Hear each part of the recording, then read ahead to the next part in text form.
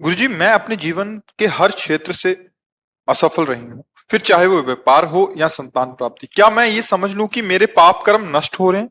कृपया मुझे मार्गदर्शन। हाँ, देखो, पूर्व के पुण्य और पाप दो कर्मों से मिश्रित शरीर बनता है। और ये पहले निश्चित हो चुका है किस अवस्था में आपको कौन सा दुख मिलेगा, कौन सा सुख मिलेगा। अगर आपके भाग्य में संतान योग नहीं है तो आप कुछ भी उपाय कर लो, आप कुछ भी कर लो, सफलता नहीं प्राप्त हो सकती है।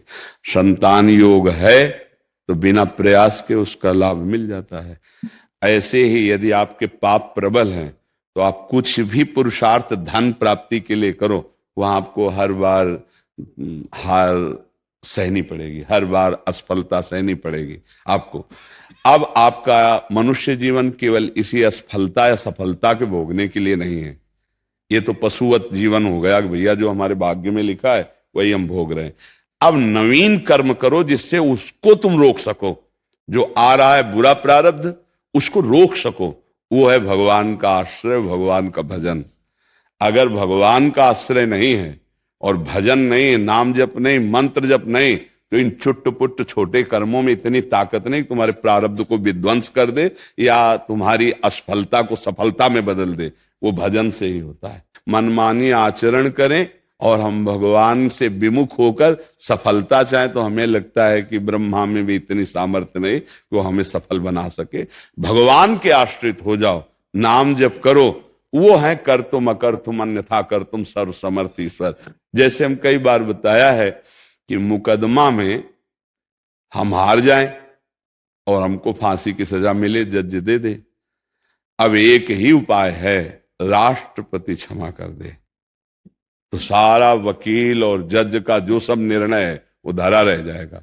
एकमात्र केवल उपाय कि राष्ट्रपति हमारी क्षमा याचना स्वीकार कर ले और वो क्षमा कर दे। ऐसे ही हमारे शुभ और अशुभ कर्म, कानून पक्का है हमारे भगवान का, वहां कोई घूस नहीं चलती और वहां किसी भी प्रकार का धोखा नहीं होता कि भाई गलत साबूत पेश करने के कारण निर्दोष को दंड दे दिया है। वहां किसी की गवाही की जरूरत नहीं है। हमारे जो न्यायाधीश धर्मराज जी हैं, वहां किसी गवाही की जरूरत नहीं। वो एक सेकंड में मन के अनुसार जो जो तुमने किया है वो सब पढ़ करके तुरंत एक सेकंड में सबका हिसाब होता है। और वो जो हिसाब हुआ है उसमें कोई धोखेबाजी दगाबाजी नहीं, उसको कोई काट सके। तो जैसे राष्ट्रपति ऐसे भगवान है, राम कहो, शिव कहो, कृष्ण कहो, तत्व एक हैं, उनके नाम बहुत। अगर भगवान का आश्रय ले लो और वो क्षमा कर दें, वो कह रहे हैं सर्वधर्मान परित्यज्य मामेकम शरणम ब्रज अहम त्वाम सर्व पापेभ्यो मोक्षयिष्यामि मा शुचा। तुम मेरी शरण में आ जाओ, मैं तुम्हें समस्त पापों से मुक्त कर दूंगा। वो तो कह रहे हैं ना, आ जाओ। तो आप भगवान का आश्रय ले लो और नाम जप करो। ये नाम जप तुम्हारे पाप, पाप प्रवृत्ति, अशुभ सबको विध्वंस कर देगा और फिर ऐसी सफलता मिलेगी अंदर और बाहर दोनों जगह, अध्यात्म सफलता और बाहरी सफलता भी। अगर देखो इस संसार में पैसे नहीं है तो तुम्हें कुछ नहीं मिलेगा, चाहे जहां टहले हो। प्यास भी बुझानी है तो 10 रुपया तो होना चाहिए बोतल के लिए, समझ रहे ना। ऐसे ही इस संसार में पुण्य चाहिए तुम्हें सफलता के लिए। असफलता पाप बार बार आपको टांग मारेगा जो आपने कर्म किए। इसीलिए हम कहते हैं आजकल नए बच्चे को समझ ही नहीं रहे।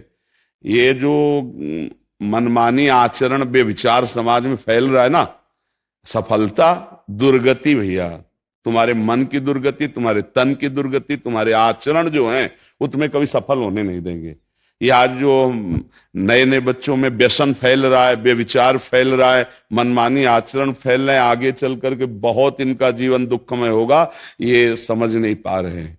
सफलता कहाँ मिलेगी? हम जन्म जन्मांतर से भगवान से विमुख होकर ऐसे आचरण करते चले आए, अब मनुष्य जन्म मिला है। देखो कितनी कृपा है कि आप ये संतों की सभा में बैठे हैं, आप प्रश्न उत्तर कर रहे हैं, आप अध्यात्म को जानना चाहते हैं, आप अपने उन कर्मों को मिटाना चाहते हैं।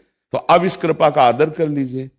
बार बार कह रहे हैं जिसको संसार में और अंदर हृदय में दोनों जगह सुख और शांति और उन्नति चाहिए, वो भगवान का नाम जप करे। गोस्वामी जी खुली बात कह रहे हैं, राम नाम मणिदीप धर जीह देहरी द्वार तुलसी भीतर बाहिरहु जो चाहस उजियार। उन्नति चाहते हो, प्रकाश चाहते हो, सफलता चाहते हो, और भगवान से विमुख हो, मनमानी आचरण करो, कभी नहीं हो सकता।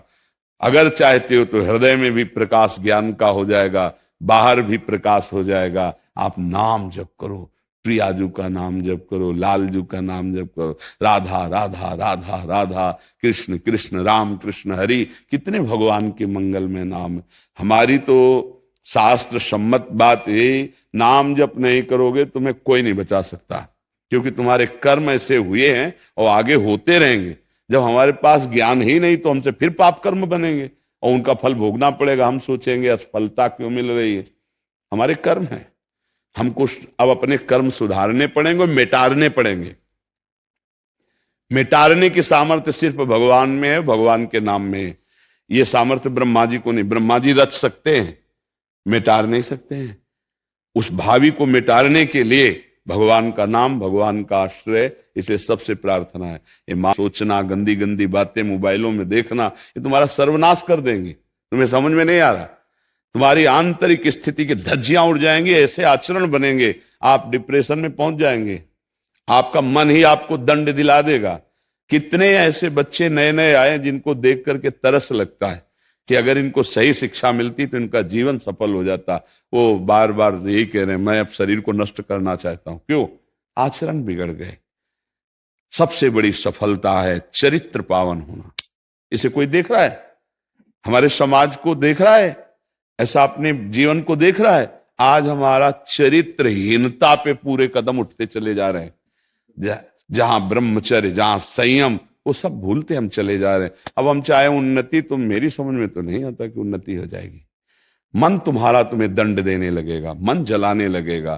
तो इसलिए हमारी प्रार्थना है, सबसे प्रार्थना है, ये गंदे आहार, गंदा आचरण छोड़िए, भगवान का आश्रय लीजिए, पवित्र आहार कीजिए, और राष्ट्र सेवा, समाज सेवा, ये सब भगवान की सेवा के अंतर्गत आता है। कोई महात्मा कितना भी भजन करे, बाद में उसे समाज सेवा में आना पड़ता है, क्योंकि समाज का अन्न खाया है। और समाज में जब तुम पैदा हुए समाज की, तो अब सेवा करके जाना पड़ेगा। देखो, ये संत महात्मा जो विचरण करते हैं, भिक्षान्न डालते हैं, उपदेश कर, इनका विचरण करना ही जगत मंगल के लिए है, क्योंकि भजन करते हैं। इनके शरीर से वायु, इनका दर्शन, इनका संभाषण सबके पाप नष्ट करता है। तो ये जगत मंगल करना ही पड़ेगा। ऐसे ही आप समाज सेवा करनी पड़ेगी। देखो कैसी बुद्धि खराब होती चली जा रही समाज की। बड़े बूढ़ों का आदर खत्म हो गया, पैसा बढ़ा, बड़े बूढ़ों को घर से निकाल दिया या अनाथालय भेज दिया। अरे भाई, इस समय उनकी सेवा की जरूरत है, उनकी सेवा कर लो तो भगवान प्रसन्न हो जाएंगे। तो बड़ा समय विपरीत होता चला है। तो इसलिए हमें लगता है सब सतमार्ग के अनुसार चलो, अध्यात्म के अनुसार चलो, तो हृदय भी शांत हो जाएगा और बाहर भी सफलता मिलने लगेगी। सच्ची मालूम, आप लोग समझते होंगे कि संतों को मेहनत नहीं पड़ती। हमें लगता है जो संतों को मेहनत पड़ती है वो मेहनत किसी को नहीं पड़ती, क्योंकि उसी मार्ग से चले। भैया, जब काम सताता है ना, मन में क्रोध आता है ना, लोभ आता है, मोह आता है, तो देखो तुम्हारी हालत क्या होती है। और वो उसे युद्ध करके परास्त करके वो बैठा है शांत ऐसे, उस जलन को सहा है। तभी तो महात्मा कहा गया है। क्या आप नहीं सह सकते? एक पत्नी व्रत रख के, एक धर्म में, एक सीमा में रहकर पवित्र आचरण करते हुए नाम, अभी सुखी हो जाओगे। अभी आपको आनंद का अनुभव करो। इधर उधर गंदी बातें, गंदा चिंतन, तो हमें लगता है सफलता कैसे मिल सकती है। अगर सफलता मिलेगी भी तो आगे परिणाम में असफलता आ जाएगी। आप देख लेना, चाहे जिस पद में हो, चाहे जिस वैभव में हो, हमारा शब्द याद कर लो। यदि अधर्म से चलोगे, अधर्म आचरण करोगे, तो तुम्हारा आखिरी परिणाम जो होगा वो बहुत दुखद होगा, वो खुद देख लेना। इसलिए सबसे प्रार्थना है, गंदे आचरण छोड़ो, गंदा नशा छोड़ो, भगवान के आश्रित। तुम्हारा मानव जीवन है, तुम कोई पशु थोड़ी हो। मनमानी आचरण नहीं। और हम केवल सुख दुख भोगने नहीं आए, हम परमानंद भगवत प्राप्ति करने आए हैं। मानव जीवन मिला है साधन धाम मोक्ष कर द्वारा, पाई न जे परलोक समारा। चाहे स्त्री हो चाहे पुरुष, आचरण शुद्ध करो, खान पान शुद्ध करो, भगवान का नाम जप करो और अपने कर्तव्य का पालन करो। देखो, भगवत प्राप्ति भी हो जाएगी और आनंद भी हो जाएगा। अगर ऐसे चलोगे तो फिर आप जैसा भगवान प्रेरित करे। हमें तो लगता है हमारे समाज को अध्यात्म की अत्यंत आवश्यकता इस समय है। अगर अध्यात्म नहीं समझ पाएंगे तो बहुत हानि हो जाएगी, बहुत हानि होती चली जा रही है। नए नए बच्चे नशे में आकर के अपने माता पिता का अपमान कर रहे हैं, संपत्ति का दुरुपयोग कर रहे हैं, जीवन का दुरुपयोग कर रहे हैं,